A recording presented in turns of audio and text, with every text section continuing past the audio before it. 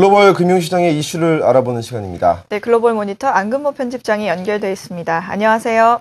안녕하십니까. 네, 미국 증시가 지난 1999년 이후에 가장 강력한 1월 랠리를 펼쳤었는데 어제 발표한 미국의 4분기 성장률 쇼크가 아무래도 조금 찬물을 끼얹은 감이 없지 않습니다. 밤사이에 또 경제지표가 발표됐다면서요. 어떻게 나왔습니까? 좋은 내용과 나쁜 내용이 엇갈리게 나왔습니다. 내일 미국의 1월 고용지표 발표가 초미의 관심사로 떠올라 있는데 오늘은 주간 실업지표가 발표됐습니다. 예상보다는 안 좋았습니다. 지난주 미국의 신규 실업수당 신청 건수는 36만 8천 건으로 전주에 비해서 무려 3만 8천 건이나 늘어났습니다. 앞서 2주 동안 기록적인 감소세를 보인 뒤라서 많이 늘 걸로 예상은 했습니다만은 실제로 집계된 실업자 수는 예상했던 것보다 많았습니다. 미국의 실업수당 신청 통계는 해마다 연초에 몇 주 동안은 급감했다가 다시 급증하는 변동성을 보입니다. 올해도 같은 현상이 나타났습니다. 대체로는 최근에 더디지만은 꾸준한 일자리 증가세는 계속되고 있는 것으로 볼만했습니다.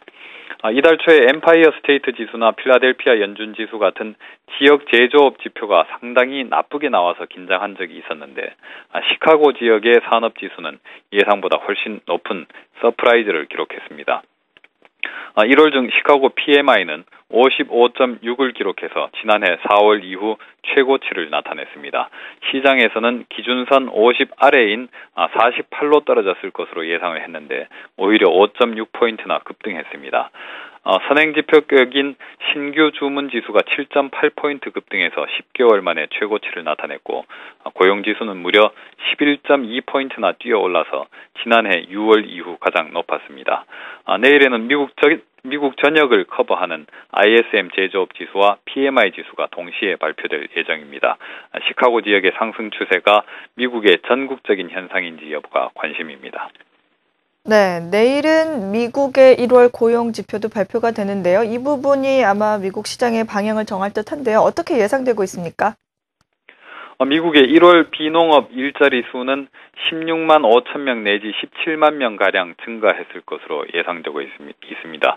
12월에 15만 5천 명이 늘어났고 지난 2년간의 추세도 12월과 비슷했는데 이보다 고용 증가 속도가 빨라졌을 것이라는 게 시장의 예상입니다. 지금 시장이 예상하고 있는 수준보다 많은 일자리가 창출된 경우는 지난 2년 동안 9달밖에 없었습니다. 어떻게 보면은 시장의 눈높이가 다소 높게 형성돼 있다는 의미고 자칫 실망하기도 쉬운 상황이라고 볼 수 있습니다. 다만 ADP가 집계해서 어제 발표했던 1월 민간 취업자 수가 11개월 만에 가장 많은 19만 2천 명의 증가세를 기록했기 때문에 서프라이즈가 나타날 가능성도 기대해 볼 만합니다. 실업률은 전달과 같은 7.8%나 이보다 약간 낮아진 7.7% 수준을 나타낼 것으로 전문가들은 예상하고 있습니다. 네, 아시아 시장에서는 엔화 약세가 조금 다소 진정되고 있는데요. 뉴욕 시장에서는 다시 좀 속도가 빨라졌다고 하는데 어땠습니까?